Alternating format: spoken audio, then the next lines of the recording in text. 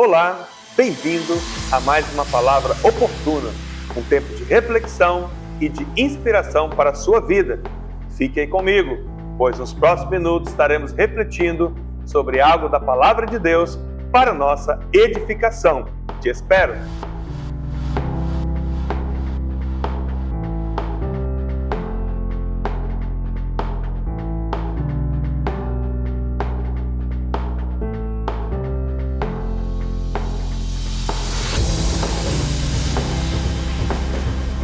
Olá, graças a paz, voltamos.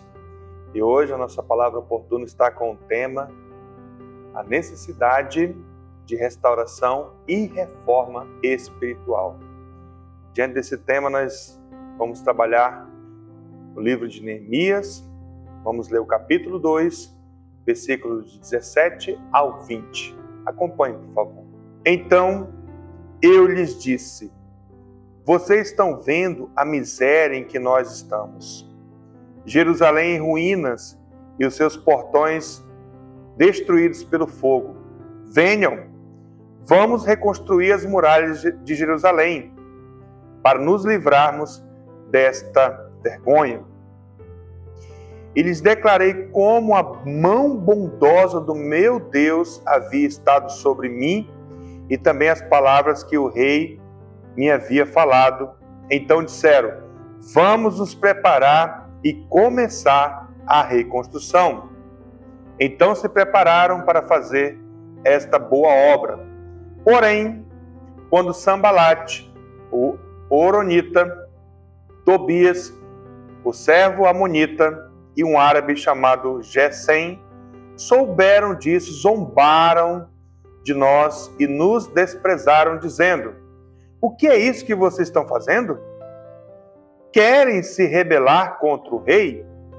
Então lhes respondi: o Deus dos céus é quem fará com que sejamos bem-sucedidos. Nós, seus servos, vamos nos preparar e começar a reconstrução. Mas vocês não têm parte, nem direito, nem memorial em Jerusalém. Amém. Então, Neemias é um livro muito lindo, ele traz princípios importantes, um livro muito inspirado pelo Espírito Santo, é um livro pós-exílio babilônico, o povo estava há 70 anos em cativeiro e começaram então a voltar para Jerusalém. Primeiro voltaram na direção ali, na liderança de Zorobabel, depois voltaram um grupo na liderança de Esdras, e agora então Deus levanta Neemias para um novo grupo retornar com uma grande missão, certo? E eu quero então falar ao seu coração, aos nossos corações, sobre essa palavra reconstrução, reedificação, mas também falar na questão espiritual da reforma, da restauração e reforma espiritual que nós precisamos sobre a nossa vida. Então, Neemias, ele foi desafiado por Deus para a reconstrução, para a reedificação ou restauração dos muros e os portões da cidade de Jerusalém, certo? Então, Neemias, ele servia o rei como copeiro, e ele então fica sabendo da miséria, da dificuldade que o povo está passando, da luta, da pobreza, de tudo que o povo está passando lá em Jerusalém, quando os portões estão destruídos pelo fogo, as muralhas que protegem a cidade estão todas caídas, derrubadas, maiores escombros, então muita dificuldade, muita situação difícil estão vivendo. E ele fica sabendo disso, então Neemias começa a orar, chorar. Neemias, então, começa a jejuar, a buscar uma direção de Deus, e Deus então dá uma direção para esse homem, e ele vai diante do rei, o rei concede todo o recurso que ele precisa, e ele então faz uma oração linda no capítulo 1 que nós não lemos, mas é muito bom que você leia. Ele faz uma oração assim, olha, poderosa, uma oração linda. Ele lembra Deus das suas promessas. Ele fala que se o povo se desviasse, buscasse outros deuses, Deus espalharia esse povo mas se eles se arrependessem, se eles voltassem a buscar a Deus, Deus os recolheria novamente na cidade de Jerusalém. Então ele pede a ajuda de Deus. Então há uma mensagem importantíssima que Neemias nos deixa, que orar, quem ora deve agir. Ele entra em ação, né? É oração e ação. É se colocar como resposta. Esse homem é um intercessor. Se colocar como resposta, pois quem ora sem agir vira algo místico. Quem age sem orar vira um relacionamento frio. Então o livro de Neemias vai narrar essa trajetória de sucesso na restauração daquilo que está destruído. E eu pergunto, tem alguma coisa na sua vida, na sua casa, na sua família, na igreja, que você percebe que está sendo destruído, está derrubado, acabado, destruído e que precisa ser restaurado, que precisa ser reconstruído? Então, a sua história, a história de Neemias nos ensina, né? Um dos mais fascinantes conhecimentos de uma vida vitoriosa. Então, Neemias, um homem cuja vida, trabalho e liderança servem de paradigma, ou seja, de um modelo para todos aqueles e aquelas que desejam ser bem-sucedidos na vida, sem comprometer sua comunhão com Deus. Então, nós vamos aprender aqui com Neemias princípios morais e espirituais que poderão transformar a nossa visão, transformar a nossa própria vida, a nossa família, a nossa igreja. Vivemos num mundo fragmentado, num mundo perdido, há vidas quebradas, lares desfeitos, casamentos destruídos, instituições públicas abaladas pela corrupção. A própria igreja vive uma profunda crise de credibilidade, de identidade. A sociedade está enferma. Então nós estamos vivendo muito diferente do que Neemias está vivendo, o que a nação de Judá estava vivendo, a nação de Jerusalém, o povo de Israel estava vivendo. Então precisamos desesperadamente da mensagem desse livro, desse precioso livro. O livro de Neemias é um manual que trata da restauração da vida, da família, da política, da igreja e sociedade. Eu desafio você a não ficar só nesses versículos que nós lemos, mas leia todo o livro de Neemias. Então nesse livro vamos aprender como lidar também com a oposição. Então a primeira coisa que eu quero deixar ao coração, o primeiro ponto, né, dessa necessidade que eu e você precisamos urgentemente de uma reforma, de uma restauração espiritual, a reforma que precisamos deve passar por uma avaliação profunda. A gente vai perceber, lendo aqui os versículos do capítulo 2, mais precisamente do 11 até o 13, 14 e o 17, a parte A, que a palavra que identifica a palavra que nós vimos é identificação. Eu preciso identificar-se com a situação em que estou vivendo. Como está a sua situação, a sua vida? Neemias fez confissão de pecados que ele cometeu, que o povo cometeu, que a família dele cometeu. Então é preciso avaliar antes, é preciso investigar antes de motivar, é preciso diagnosticar a natureza dos problemas que nos atingem. Nós vamos perceber na parte A do versículo 17 que ele anda pela cidade, ele vê a situação, ele vê os muros caídos, ele vê os portões queimados, ele vê a situação do povo e ele fala: olha, nós estamos vivendo em miséria, Jerusalém está em ruínas. Então ele fez uma análise, ele foi fazer uma avaliação profunda da situação para poder buscar a direção de Deus. O segundo ponto, a reforma que precisamos necessita de mútua cooperação. Então a palavra aqui é ação. Neemias mostra que não podemos nos conformar com o caos. Tem muitas pessoas se conformando com a situação que está. Não podemos nos conformar com a crise, com a vergonha. Então na parte B do versículo 17 ele diz algo tremendo aos nossos corações: venham, vamos reconstruir as muralhas de Jerusalém para nos livrarmos da vergonha. Eu preciso reconstruir. Então ele fala aqui, ele não diz aqui, Neemias, vá, reconstrua, vá e se vire, não. Ele fala, vinde, vamos construir juntos, reedifiquemos. Então Neemias vê não só o estado miserável de Jerusalém, mas ele traz também alternativas.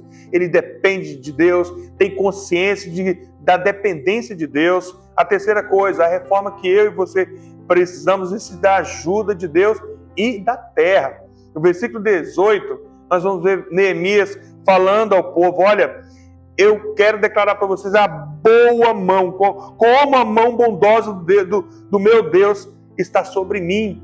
Então Neemias mostra a ajuda do céu. Deus está nesse negócio. Deus quer a restauração do seu lar. Deus quer a reforma da sua casa. Deus quer a restauração do seu casamento. Deus quer a restauração dos seus filhos. Deus é o mais interessado, o maior interessado na restauração da sua vida, família e da igreja é o Senhor. O maior encorajamento para fazer a obra de restauração espiritual está no próprio Deus. Neemias mostra também a ajuda da terra, falando que o rei, ele mandou uma carta com todos os recursos que ele precisava para poder fazer essa obra. Então, o quarto ponto que nós vamos ver, que a reforma que precisamos sempre vai provocar forte oposição. No versículo 19, Neemias vai dizer que se levantam algumas pessoas, certo? Sabendo que a obra estava começando, estava em andamento, né? A reforma, sempre o inimigo vai se levantar para dizer: olha, esquece isso. Alguns sempre pensam assim, é melhor deixar as coisas como estão.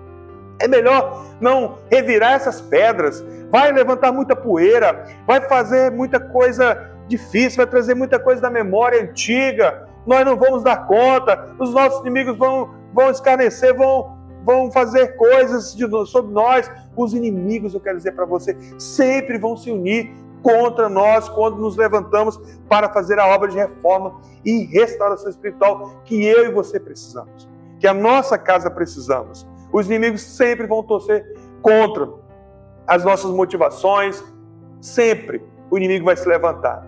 Mas nós sabemos que Neemias tinha certeza que ele tinha ajuda do céu, ajuda do alto, ele tinha pessoas que queriam colaborar com ele e que tudo daria certo, né? E quinto e último ponto, a reforma que eu e você precisamos necessita da bênção de Deus e do nosso trabalho.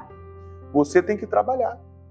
Nós temos que trabalhar para que aconteça. Nós não podemos só falar: Senhor, me abençoa, orar e ficar de braços cruzados, de forma alguma. Então a bênção divina é a base da nossa restauração. Sem a ajuda de Deus, o nosso trabalho é em vão, certo? Até o Salmo de 127, onde se o Senhor não edificar a casa, é em vão os que trabalham para que a casa seja edificada. Então a reforma é feita não por força, nem por violência, mas pelo Espírito de Deus, como diz Zacarias 6,4. É pelo Espírito de Deus, certo? Jesus falou: sem mim nada podeis fazer. Paulo disse: se Deus é por nós, quem será contra nós? Maior é aquele que está em nós do que aquele que está no mundo.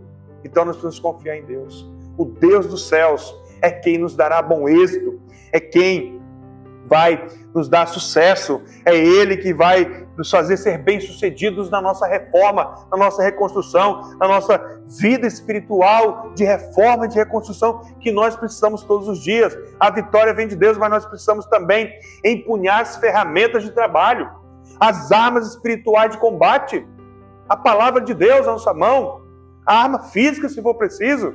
É preciso dispor e reedificar. É preciso trabalhar, amados, para que você veja sua casa restaurada. Então, concluindo, nós podemos tirar, na verdade, muitas coisas desse texto de Neemias, lições práticas diante da necessidade de restauração e reforma espiritual que precisamos. Então, entenda, avalie. Eu e você precisamos passar por uma avaliação profunda. Qual é o problema? Avalie. Avalie antes de agir. Precisamos passar precisamos de uma mútua cooperação. Procure quem possa cooperar com você dentro da sua casa, sua família. Chame seu esposo, chame a sua esposa. Olha, nós estamos com um problema. Vamos orar juntos, vamos trabalhar juntos. Dê o exemplo antes de conclamar os outros. Precisamos da ajuda de Deus da terra. Mexa o coração de Deus. Ore, mexe o coração de Deus e também das pessoas antes de mover as suas mãos. Dependa de Deus, primeiramente, depois da ajuda dos outros. Precisamos saber que nós vamos enfrentar forte oposição. A forte oposição virá, mas resista aos inimigos. Existe inimigo e ele fugirá de vós.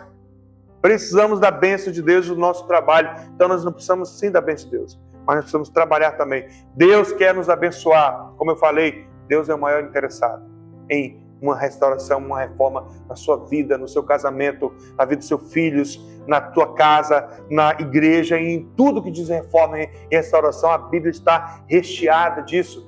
Deus ama isso e Ele quer abençoar. Mas coloque a mão na obra. Não fique de braços cruzados apenas. E a restauração, então, e a reforma espiritual que precisamos irá acontecer na sua vida e na sua casa, né? Então, quero orar com você. Ore comigo nesse momento. Senhor, obrigada por essa palavra oportuna. Obrigado, ó Deus, pelas pessoas que estão ouvindo, por cada lar, por cada família que está nesse momento recebendo essa mensagem. Que essa mensagem adentre os corações, que essa mensagem toque em cada lar, em cada família, e que nós possamos avaliar, Deus, profundamente a nossa condição espiritual, para que nós vejamos que precisamos de uma reforma, precisamos de uma reconstrução, e busquemos essa reforma, nos unimos mutuamente uns com os outros, buscamos a ajuda de Deus. Sabemos que nós vamos enfrentar a oposição, mas o Senhor é quem luta por nós. E assim eu oro por cada lar, para que haja restauração, para que haja reforma em cada vida, em cada lar, em cada família, e em nossa igreja, na igreja do Senhor, Pai. Esse é meu clamor, e assim eu oro, agradecido, em nome de Jesus Cristo. Amém. Que o Senhor te abençoe com essa palavra, e até a nossa próxima palavra oportuna.